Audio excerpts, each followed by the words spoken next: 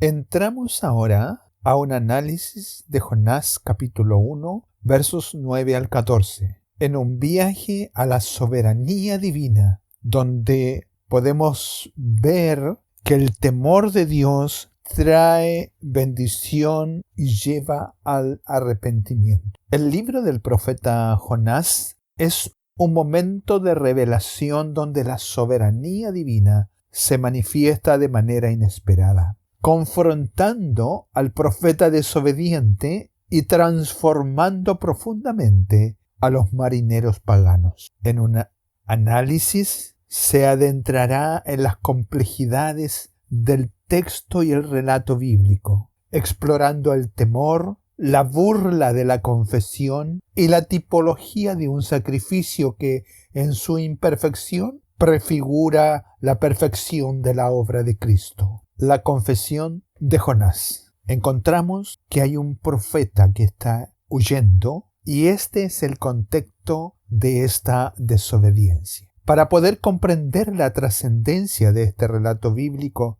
de Jonás capítulo 1 versos 9 al 14, es imperativo establecer el contexto histórico y teológico del relato bíblico. La huida de Jonás, por tanto, no fue un acto de cobardía, como se podría suponer, sino un profundo acto de resentimiento y prejuicio. Se nos revela más adelante, en el capítulo 4 de este libro de Jonás, que Jonás no quería que los ninivitas se arrepintieran, porque sabía que Dios, siendo clemente y piadoso, los perdonaría. Esta reticencia de Jonás a la misión de Dios estaba arraigada en el orgullo nacionalista y en un deseo de juicio sobre los enemigos de Israel. Ese es el motor de toda la historia de Jonás. Jonás busca el rincón más lejano del mundo conocido,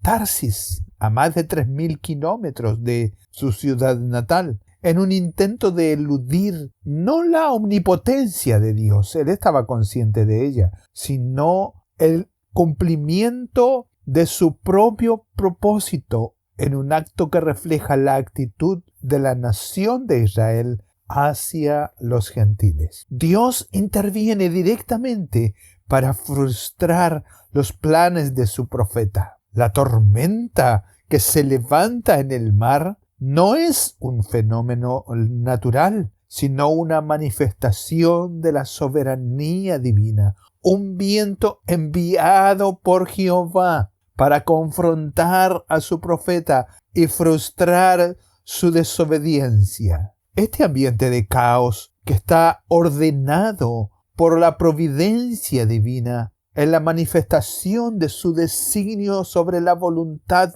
en todos los hombres, hay un contraste profundo entre lo que Dios está haciendo y la apatía de Jonás y el pánico de los marineros que se transforma en algo tremendamente asombroso. Mientras los marineros que están curtidos en el mar y están muy acostumbrados a la tormenta, ahora están aterrados. Saben que esta tormenta es fuera de todo lo natural. Y en este estado de pánico claman a sus dioses. El profeta de Jehová, Jonás, se ha retirado a la bodega del barco y duerme profundamente, ajeno al peligro que él mismo ha provocado. Esta inconsistencia, lejos de ser un signo de paz, es una muestra de la insensibilidad espiritual que el pecado produce, cegando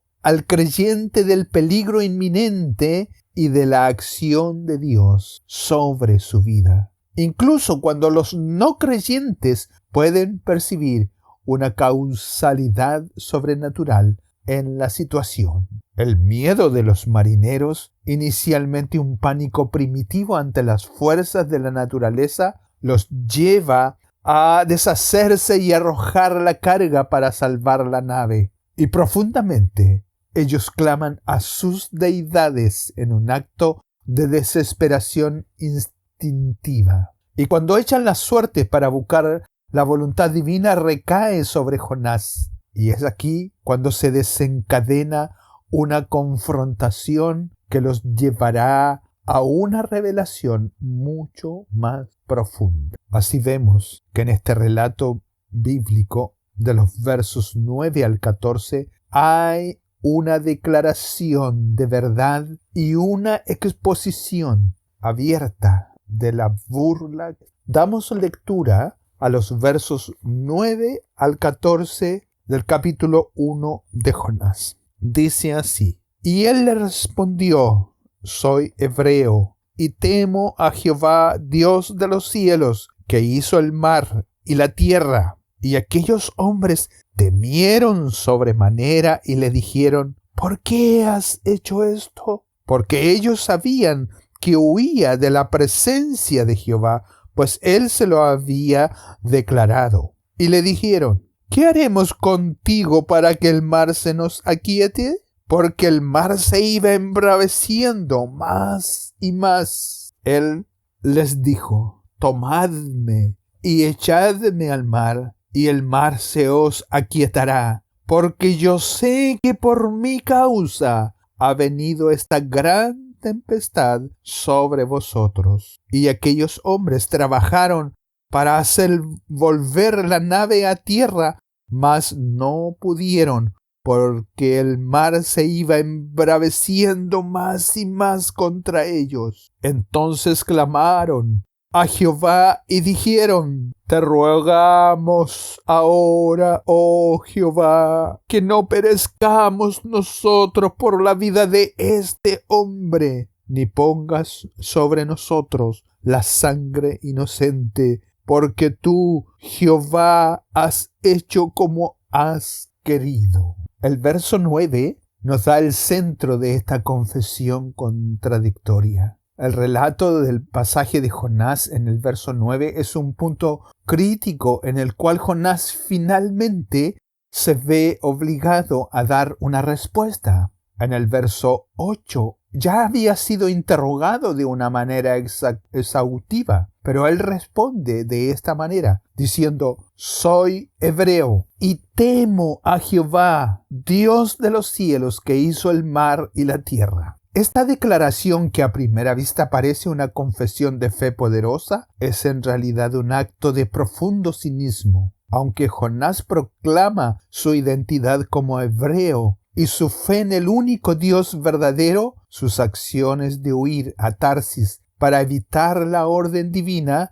demuestran lo contrario. Si bien Jonás declara que le teme a Dios, sus acciones revelan que su miedo real es que Dios demuestre misericordia a sus enemigos. La palabra hebrea para temer, yaré, no siempre se refiere a un miedo paralizante, sino a una reverencia, respeto y asombro que motiva a la obediencia. El miedo, en el sentido de terror, aleja de Dios, mientras que el temor reverencial nos acercamos a Dios, revelando la sabiduría y el amor divino. Por lo tanto, la confesión de Jonás no es un acto que no concuerda, donde sus palabras de reverencia a Dios, la confesión de Jonás es un acto que no concuerda, donde sus palabras de reverencia a Dios están en contradicción directa con su vida de rebelión y desobediencia. En el verso 10 se nos muestra el temor de los marineros y la confrontación del profeta. La confesión de Jonás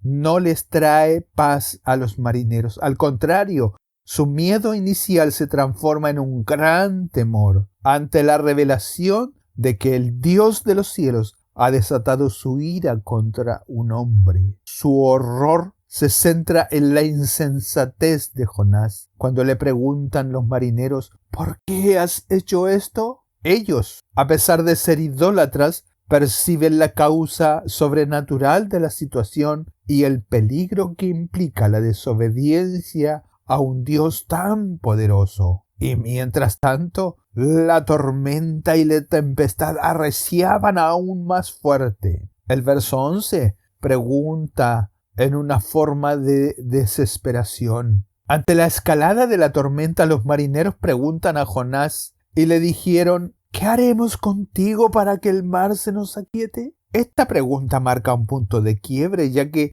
se han rendido al poder de sus propias deidades y no había sucedido nada, no ha habido ninguna respuesta de sus dioses. Pero ahora buscan la guía del profeta de Dios, del Dios que creó la tormenta. Esto es un reconocimiento implícito que la solución a su problema solo puede venir del Dios de Jonás. El verso 12 nos hace entrar en una mirada teológica en que el ofrecimiento de Jonás es imperfecto. Cuando Jonás les responde: tomadme y echadme al mar, y el mar se os aquietará, porque yo sé que por mi causa ha venido esta gran tempestad sobre vosotros. Aunque motivado por la desobediencia y un deseo de escapar, este acto de Jonás se convierte en un sacrificio sustitutivo imperfecto. Él se ofrece para que otros vivan,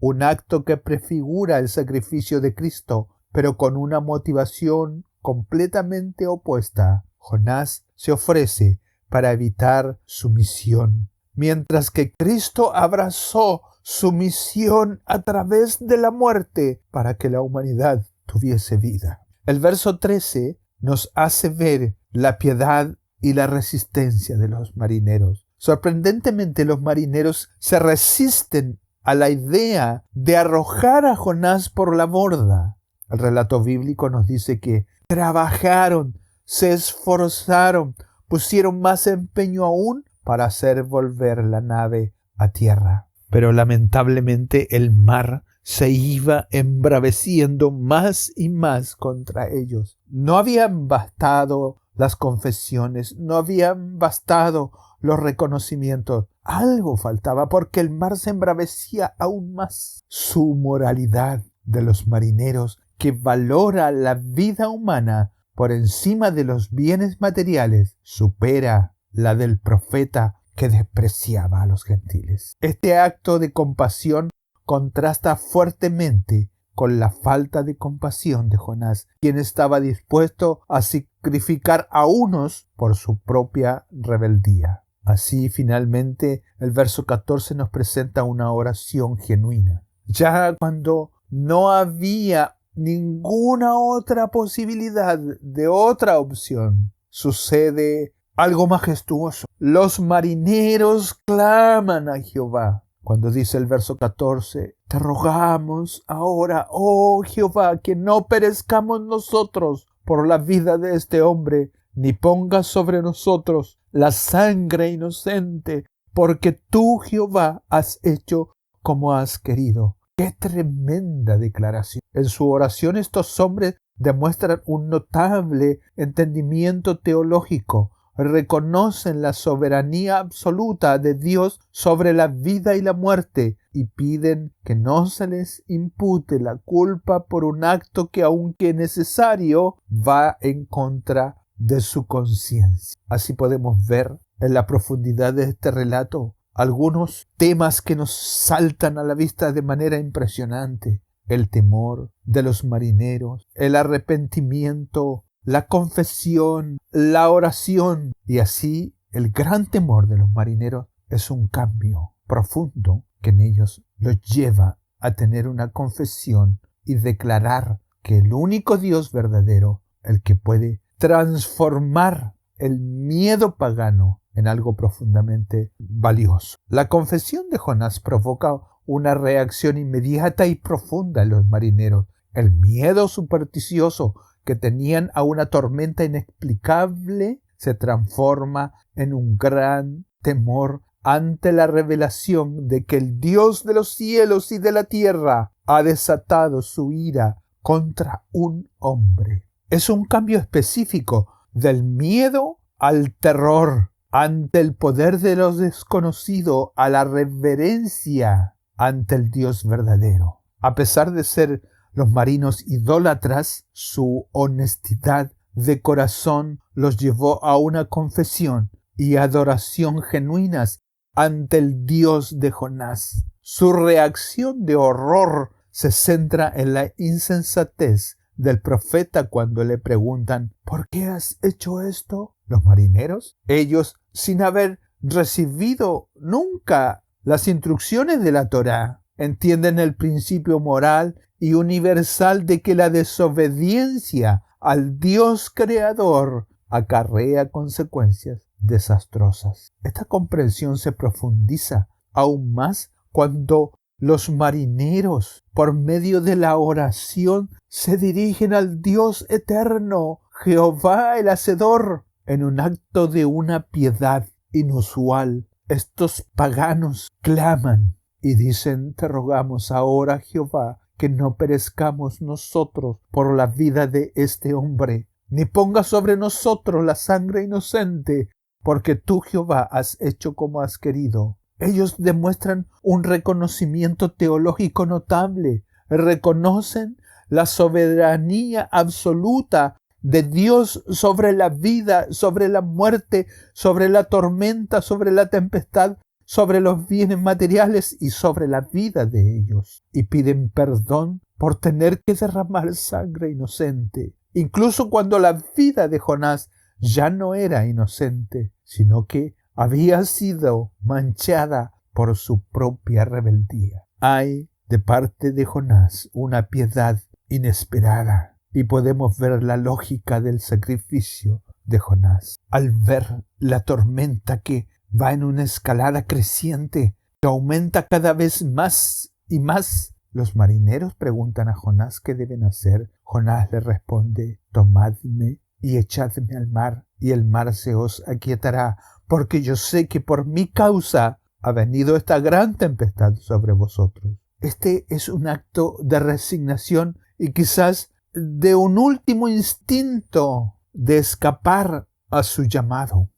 Jonás se ofrece como un sacrificio para salvar a los demás. Sin embargo, su ofrecimiento, aunque motivado en parte por el deseo de morir antes de cumplir la voluntad de Dios, esto tiene un profundo significado teológico. La vida de un hombre es entregada para salvar a otro. Es así como la piedad de los marineros en este momento se agranda, se magnifica, y ellos, lejos de arrojarlo inmediatamente, se resisten a la idea. Ellos aún tratan de salvar la vida de Jonás, porque sabía que si lo arrojaban al mar en medio de esa tempestad inusual, Jonás se iba a morir. Y ellos trataron de hacer volver la nave a tierra. Bajaron velas, remaron con todas las fuerzas, intentaron elevarse sobre las olas tempestuosas, pero nada de eso logró un efecto. Había ahora un sentido de moralidad en los marineros que era superior a la del profeta que despreciaba a los gentiles. Este acto de Jonás los lleva a arriesgar sus propias vidas para salvar a la de su compañero. Los marineros hacen un último y gran esfuerzo y quieren salvar la vida de aquel que es causa de su sufrimiento. Al final, al no tener otra opción y reconociendo que la mano de Dios está aquí en el asunto así profundamente metida, se rinden. Y veremos en la próxima lección que lanzan a Jonás al mar, un momento en que la tormenta cesa y se produce un milagro inmediato. La reacción final de los marineros es el momento máximo de este relato. Temieron aquellos hombres a Jehová con gran temor y ofrecieron sacrificio a Jehová e hicieron votos. Su gran temor se traduce en un acto de adoración pública y un compromiso formal con el Dios de Jonás, Jehová el Eterno, el Todopoderoso. El relato bíblico invierte completamente las expectativas religiosas. El profeta del Dios verdadero duerme y huye, mientras que los paganos se desesperan, claman, confiesan, se arrepienten y adoran. El relato expone la hipocresía de una fe que se basa en la identidad nacional o en el privilegio, en lugar de que haya una respuesta genuina y transformadora a la revelación de la soberanía de Dios. La historia demuestra que la fe no se mide por la herencia o la posición, sino por la respuesta genuina y transformadora a la revelación de la soberanía de Dios. Entramos ahora en un tema de tipo profundamente teológico, el ofrecimiento de Jonás como sombra del sacrificio de Cristo. A pesar del ofrecimiento y de este sacrificio sustitutivo, es imperfecto, pero es el eje central y final de esta historia prácticamente. El ofrecimiento de Jonás de que lo arrojen al mar, si bien motivado por la desobediencia y un deseo de escapar, se ajusta a la lógica del sacrificio sustitutivo. Un hombre entrega su vida para salvar a otros. Este acto se convierte en un tipo, una sombra de lo que vendría en Cristo. Sin embargo, es un sacrificio imperfecto. No fue voluntario en el sentido de una ofrenda de paz, sino una respuesta forzada a las consecuencias de su propio pecado. Su propósito no era la redención de los marineros, sino la resignación en su huida que no le estaba dando resultado. Así encontramos la señal de Jonás en el Nuevo Testamento. Jesús mismo eleva la historia de Jonás a un nivel profético, usándola como un tipo de su propia muerte y resurrección. La analogía de los 3 días y 3 noches en el vientre del pez y en el corazón de la tierra es un eje central de esta tipología. Jonás, como veremos en detalle en lecciones posteriores, en su oración desde el vientre del pez se refiere a su descenso como una experiencia de muerte, clamando desde el seno del Seol, el lugar de los muertos. Esto prefigura el descenso de Jesús a la tumba, donde venció la muerte y resucitó al tercer día. El contraste entre las motivaciones de Jonás y las de Jesús es la clave de la tipología. Jonás se somete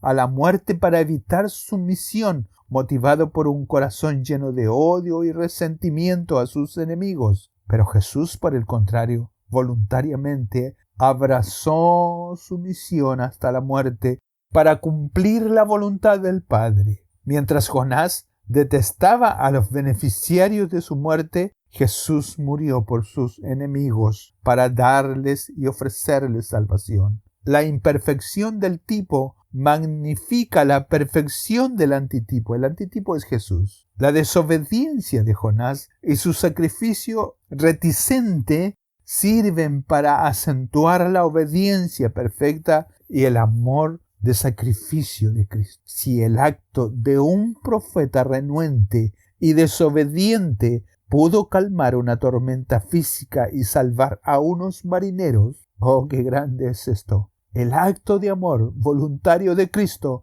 tiene el poder de salvar a toda la humanidad de la tormenta del pecado y de la muerte eterna. Así podemos encontrar lecciones espirituales muy profundas en este pasaje para nosotros, los creyentes de este tiempo. 1. La desobediencia, el costo personal y el impacto de la comunidad. La historia de Jonás nos recuerda poderosamente que la desobediencia a Dios no es un asunto privado. El pecado que Jonás creía oculto en la bodega de su corazón lo había vuelto espiritualmente insensible y lo puso en peligro. Pero también desató una tormenta que amenazó a toda la tripulación del barco y la puso en peligro. Este efecto dominó del pecado se evidencia a lo largo de las Escrituras, donde la desobediencia de un individuo o de un grupo trae consecuencias a la familia,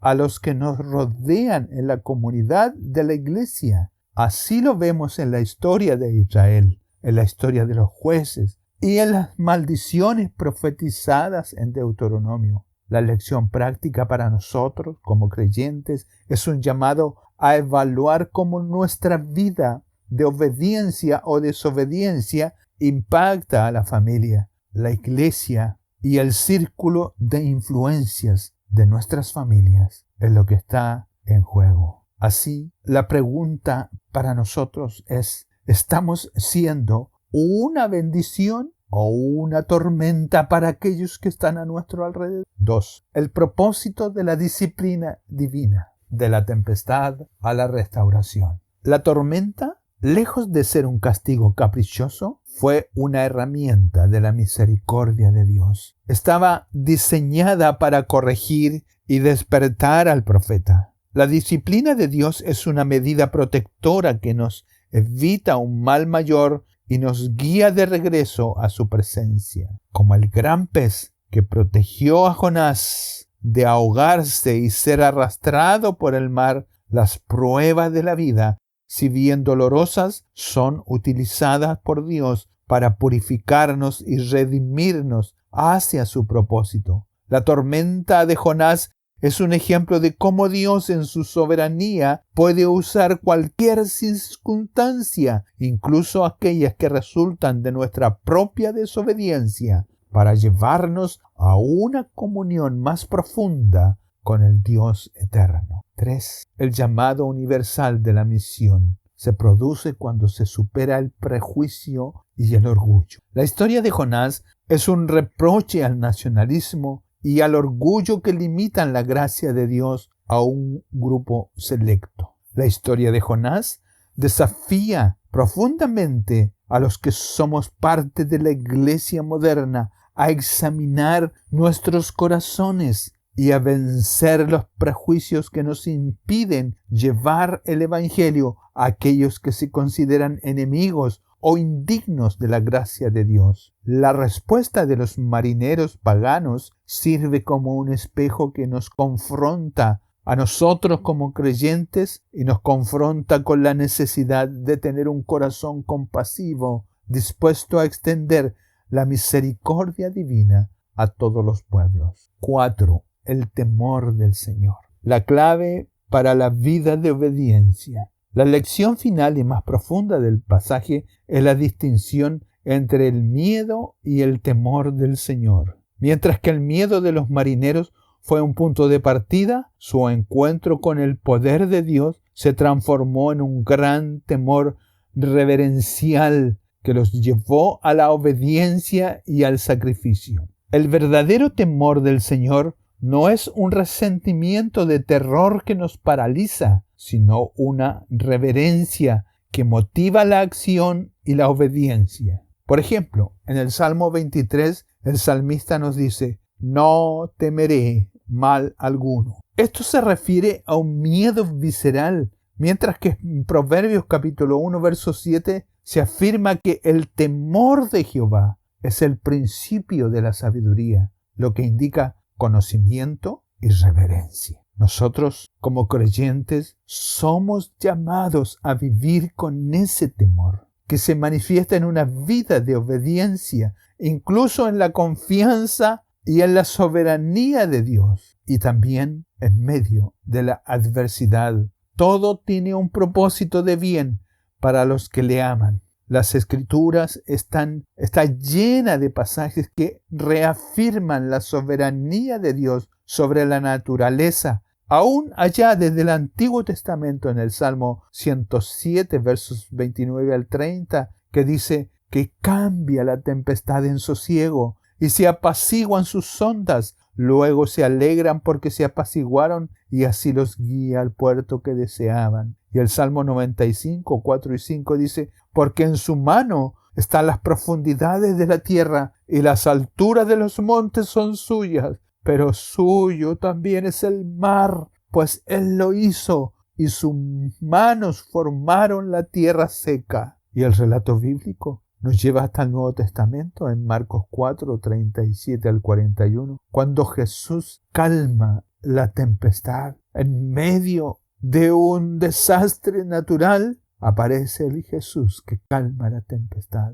Esto refuerza que su poder se extiende sobre todo lo creado. No nos conformemos con un conocimiento intelectual de Dios. Busquemos un temor reverencial que nos impulse a la obediencia, incluso cuando éste sea incómodo. Tiene que haber un poder del arrepentimiento. El arrepentimiento de Jonás, aunque tardío, le abrió la puerta a la restauración. No importa cuán lejos hayamos huido de Dios, el arrepentimiento genuino es el camino de regreso al Padre. Como nos promete 1 de Juan capítulo 1, verso 9. Si confesamos nuestros pecados, Él es fiel y justo para perdonar nuestros pecados y limpiarnos de toda maldad. Debemos confiar en la soberanía de Dios. A menudo nuestras vidas se sienten como esa barca en medio de la tormenta, de la tempestad.